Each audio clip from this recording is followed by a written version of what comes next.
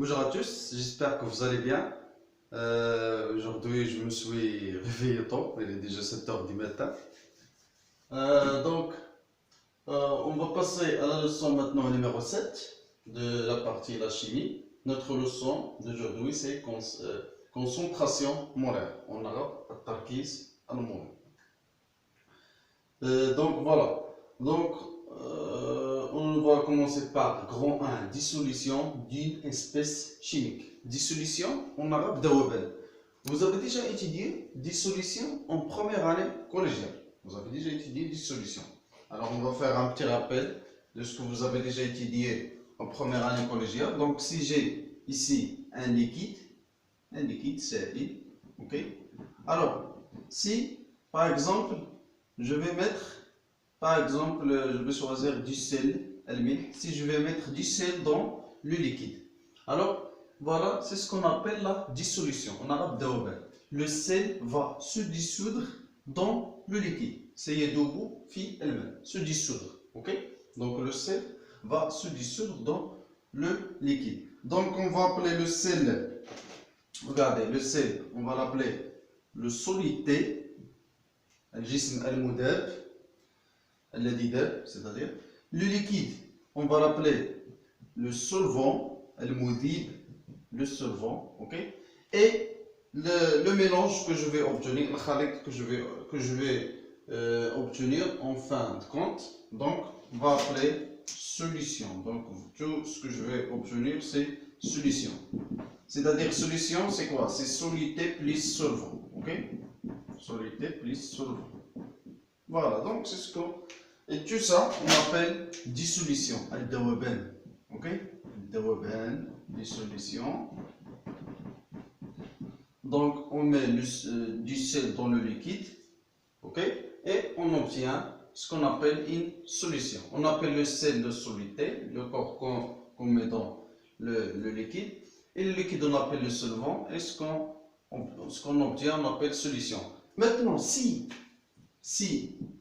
le liquide, si le solvant est l'eau, c'est le solvant et l'eau. Alors si on met le sel dans l'eau ou bien n'importe quoi dans l'eau, on obtient, on dit, qu'est-ce qu'on a dit? On obtient quoi? On obtient une solution. Mais cette fois-ci, on va l'appeler une solution aqueuse. Ok? Une solution aqueuse. Toujours, si le solvant est l'eau, donc on obtient une solution appelée aqueuse. Ok? Voilà, donc voilà le petit rappel. Donc,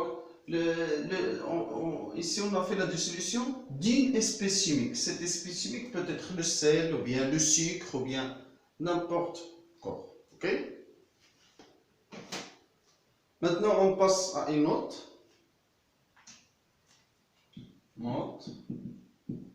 Alors, si j'ai par exemple, si j'ai de l'eau, ok, voilà l'eau.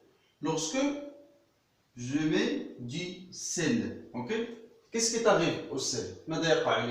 Il se dissout, donc il va se disparaître.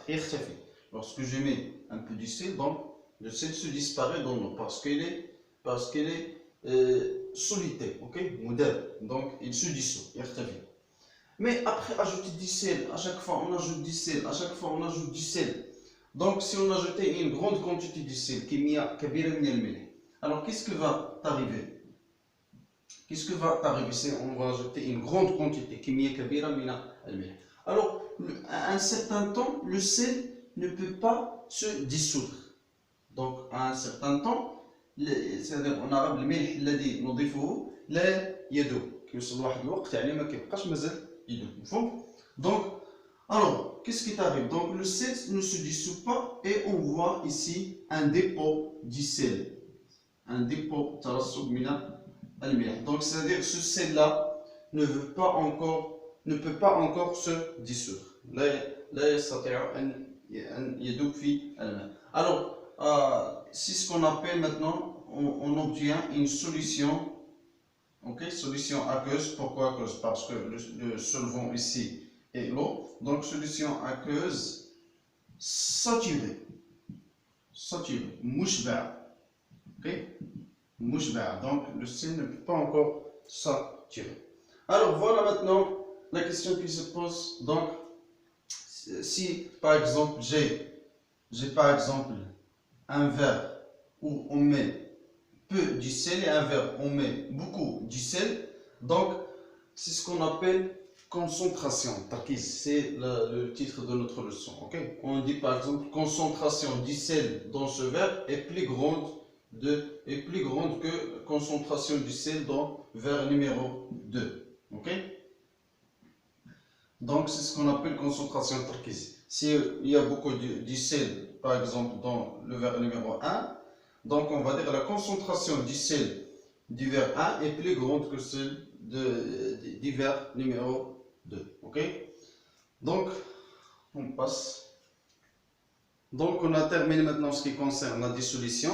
Je vais vous donner un autre exemple. Si on fait la dissolution du sel dans l'eau. Ok? Du sel dans l'eau. Alors le sel, c'est quoi le sel? La formule chimique, c'est NaCl. C'est une molécule de NaCl. Ok? C'est l'atome de sodium lié avec l'atome de chlore. Donc si on fait la dissolution dans l'eau, donc il se dissout et il va donner les ions de Na+, cation, parce que charge positive, plus ion négatif Cl-, l'ion de chlorure et l'ion de sodium. Donc c'est juste un exemple de dissolution dans l'eau du sel. C'est-à-dire voilà la solution plus l'eau, parce que NaCl plus H2O. L'eau c'est H2O, donc toujours ici plus H2O. Donc dans la solution, qu'est-ce qu'il y a? La solution aqueuse. Dans la solution aqueuse, il y a les molécules de l'eau, H2O, plus les ions de Na+, plus Cl-. Donc, c'est juste pour vous donner une idée de la solution, les composants de la solution. C'est-à-dire la solution contient les ions. Okay? Alors, maintenant, on passe à grand 2, concentration molaire. On va voir la définition. Donc, la concentration molaire, d'une espèce chimique, par exemple le sel, le miel, ou bien le sucre, etc. On va dire d'une espèce chimique, par exemple X, c'est-à-dire sel ou bien sucre, etc. Donc, la concentration molaire d'une espèce chimique X dans une solution, aqueuse, voilà, dans une solution aqueuse, donc voilà, donc point, deux symboles C. Donc voilà le symbole de la concentration. Le symbole de la concentration c'est C. Ok? Deux symboles C. Voilà. Donc, alors C des composants quoi? Dit X entre parenthèses X parce que la concentration du sel ou bien la concentration du sucre, etc. Regardez la relation est égale à la quantité de matière de cette espèce chimique divisé par le volume de la solution. Ok? Donc voilà la relation. Alors C, c'est quoi? Concentration molaire. Concentration molaire. Ok? D'espèces chimiques. L'espèce chimique, c'est-à-dire soit le sel, soit le sucre, soit autres produits, etc. Alors, N, c'est quantité de la matière de cette espèce, quantité de la matière. De cette espèce. C'est quoi l'unité de la quantité de matière? Très bien, l'unité c'est mol. Mol. V, c'est quoi V? Le volume de la solution. Volume de la solution. C'est quoi l'unité de le volume? C'est quoi l'unité du volume? C'est litre. Ok? Litre. Voilà. Donc voilà, donc concentration c'est mol par litre. Mol par litre. Donc c'est voilà la relation de la concentration molaire. D'après cette relation, donc si je veux déterminer la quantité de matière d'espèce chimique, donc est égale à C 2 fois V, si je veux déterminer le volume, c'est tout simplement le volume est égal à Nx sur Cx. Okay? C'est-à-dire la quantité de matière divisée par concentration molaire, okay? D'espèce chimique. Donc maintenant, on va voir une note. Alors, je peux, dans les exercices, on peut déterminer ou bien calculer la concentration d'après la masse. On va voir. Alors, qu'est-ce qu'on a? Alors, cette relation, on a quoi? On a C, la concentration est égale à quoi? La quantité de matière divisée par le volume. Voilà notre relation.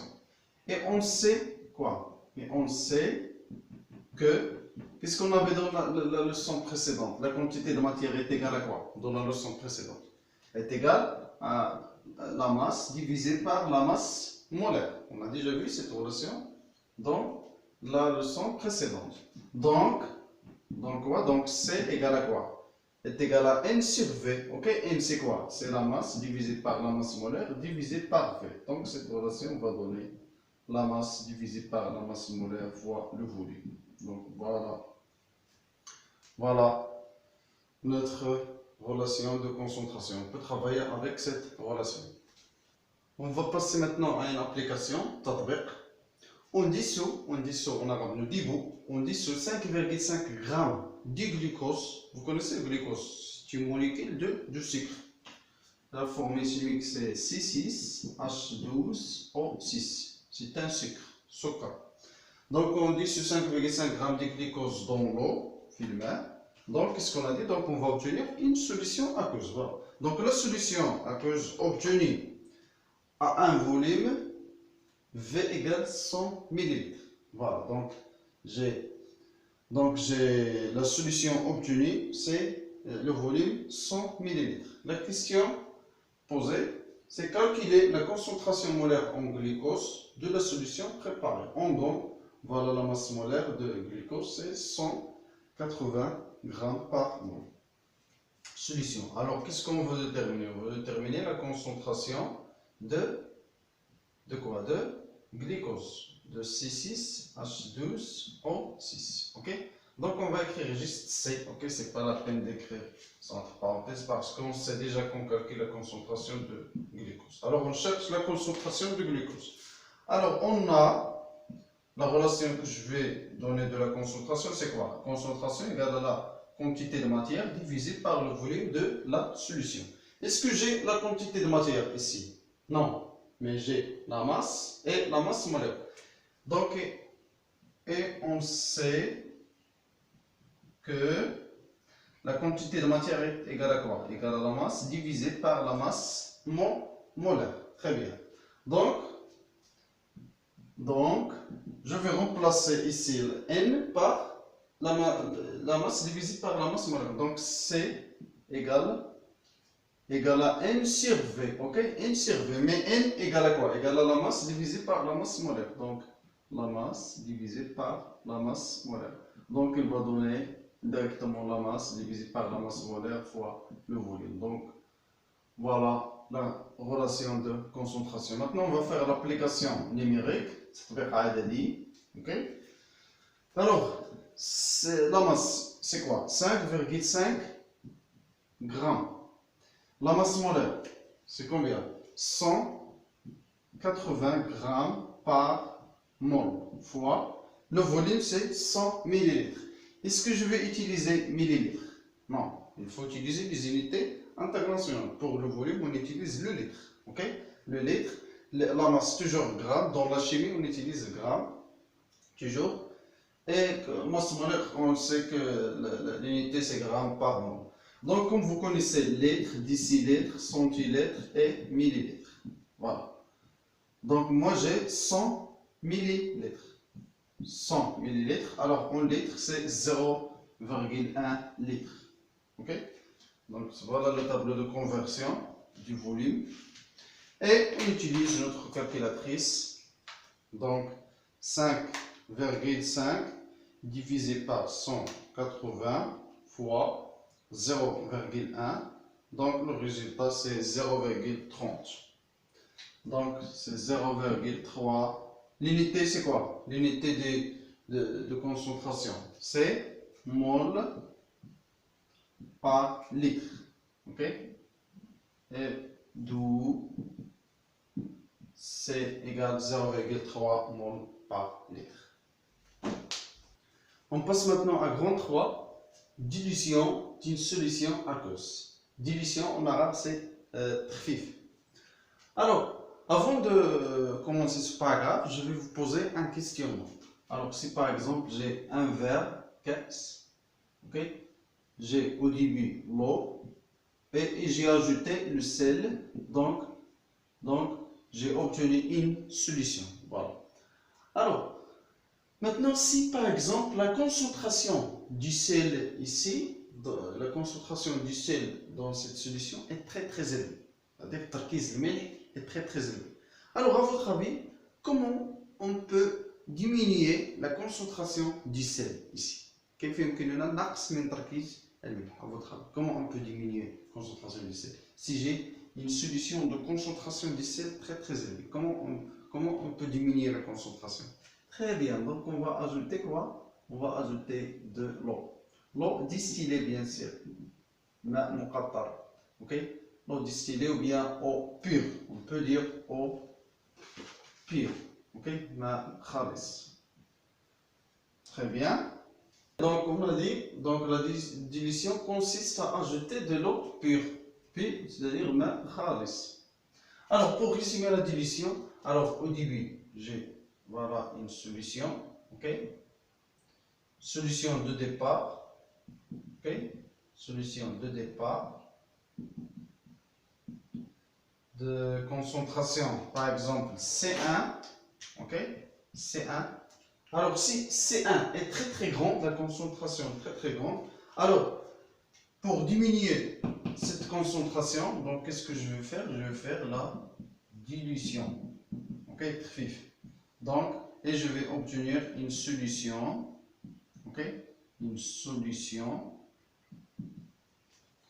de concentration inférieure, ok? De concentration C2, de concentration C2, tel que C2 est inférieur, de concentration C2 inférieur, ok? Inférieur à C1. Donc je vais écrire ici C2 inférieur à C1. Ok? C2 inférieur à C1. Et j'ai dit, donc j'ai ajouté de l'eau, donc le niveau de la solution va élever ici, donc il était au début ici, mais j'ai ajouté de l'eau, donc le niveau de la solution est élevé. Dilution, donc consiste quoi? Dilution, c'est ajouter de l'eau pure. Ok?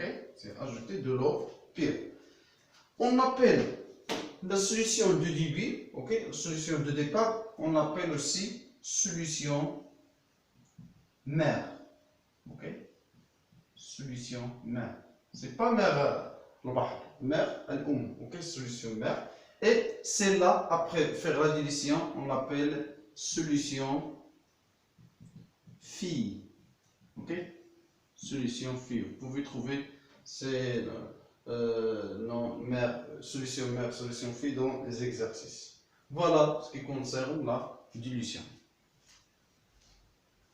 On passe maintenant à petit 2, relation de la dilution. On va voir une relation de la dilution. Alors, il faut que vous sachiez que lors de dilution, il y a conservation. Qu'est-ce que ça veut dire conservation? Très bien, inhifad, c'est-à-dire ne change pas, il n'y a pas de changement. Il y a conservation de la quantité de matière. De la quantité de matière. Ok? Alors, conservation de la quantité de matière. Si on passe d'ici à ici, il y a même quantité de matière dissoluté. On parle de dissoluté. Jism al-mudal. Par exemple, le sel. Ok? Alors, donc ici, donc c'est C1. Ok? Et de volume, par exemple, V1. Ok? Ici, concentration de cette solution phi, c'est C2. Ok? Et le volume de toute cette solution, donc c'est V2. Ok, donc numéro 1 pour solution de départ et numéro 2 pour solution phi. Ok, solution phi numéro 2, C2, V2 et solution mère de concentration C1 et V1. Donc on a dit il y a conservation de la quantité de matière. Donc la quantité de matière dissoluté de la solution mère, c'est-à-dire N1 égale à la quantité de matière dissoluté de la solution phi. Donc N1 égale à N2. Ok? Alors, comme vous connaissez la relation de C égale à quoi? On a dit égale à N sur V. Alors N égale à quoi? Égale à C fois V. Très bien. Donc ici N1 égale à quoi? Égale à C1 fois V1 égale N2 égale à C2 fois V2. Donc voilà la relation de la dilution. Cette relation, vous allez utiliser cette relation dans les exercices. C'est très important. Donc c'est ce qu'on appelle, par exemple, je cherche la concentration de C2, la concentration de la solution phi, par exemple, donc C2 égale à quoi? Égale à C1 fois V1 divisé par V2. Ok? Donc on ne joue pas les relations. Ok? On passe maintenant à une application. Ok? Exercice d'application. Par exemple, j'ai une solution. Ok? Solution mère. Alors j'ai obtenu solution mère. Donc voilà la solution mère.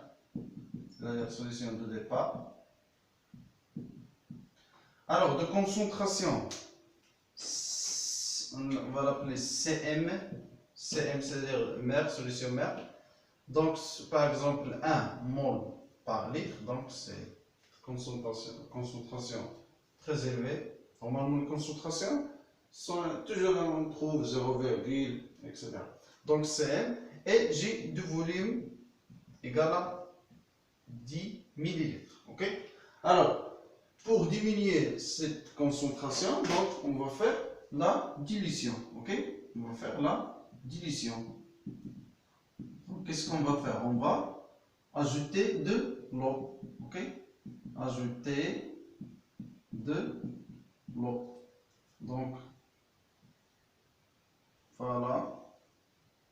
Donc, maintenant, le récipient est rempli, ok, ممتلئ, ok.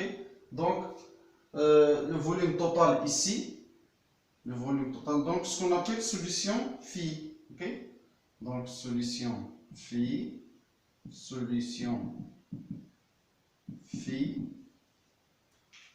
alors CF, c'est ce qu'on cherche, ok, concentration de la solution phi. Et VF, alors regardez VF. Dans l'exercice, ils peuvent vous donner par exemple, qu'est-ce qu'il y a ici? Il y a 10 millilitres. Ils peuvent vous dire par exemple, on a ajouté, c'est dans l'exercice, ils ont dit, on a ajouté 90 millilitres de l'eau. Alors quel est le volume de la solution phi? Alors il y a déjà 90 millilitres qu'on a ajouté de l'eau, mais n'oubliez pas 10 millilitres, parce qu'il y a déjà ici 10 millilitres de cette solution, et on a ajouté 90 millilitres, donc plus 10 millilitres, donc ça donne 100 millilitres. Est-ce que vous avez compris? Dans l'exercice, ils peuvent vous dire on a ajouté 90 millilitres, on a ajouté 90 millilitres ici. On a déjà ici 10 millilitres, regardez, on a déjà ici 10 millilitres, il y a déjà ici 10 millilitres, et on a ajouté de plus 90 millilitres, donc on va obtenir ici V égale à 100 millilitres. Ok? Voilà, donc le volume de la solution phi, donc tout le volume c'est 100 millilitres. Voilà. Alors, la question c'est déterminer CF. Donc, déterminer CF. Ok? Concentration de la solution phi. Alors, on a la relation de la dilution. Voilà. On a la relation de la dilution. Ok? On a la relation de la dilution. La quantité de matière de la solution mère égale à la quantité de matière de la solution fille. Ok? Voilà, donc Nm, c'est quoi Nm? Donc c'est Cm fois Vm égale Nf, c'est Cf fois Vf. On cherche quoi? On cherche Cf. Donc Cf égale à Cm fois Vm divisé par Vf. Et on utilise notre calculatrice. Donc Cm, c'est quoi Cm? Donc 1 mol par litre fois Vm, c'est 10 millilitres. Est-ce qu'on va utiliser millilitres? Il faut le convertir en litres. Ok? Normalement, on peut utiliser ici millilitres parce que ça on simplifie. Ok?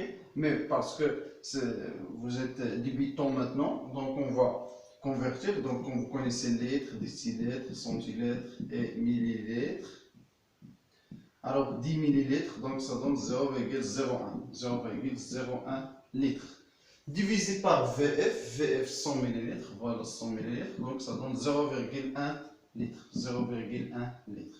Ok? Et on détermine finalement CF. Donc CF égale donc 1 fois 0,01 divisé par 0,1, donc ça donne 0,1 mol par litre. Voilà. Comme vous voyez maintenant, CF est inférieur à Cm. Regardez, maintenant c'est égal à 0,1 mol par litre. Et ici c'est égal à 1. Il y a autre relation. Je vais vous donner autre relation. C'est ce qu'on appelle, je vais effacer ici, le facteur de dilution. Ok? Facteur de dilution. Donc, facteur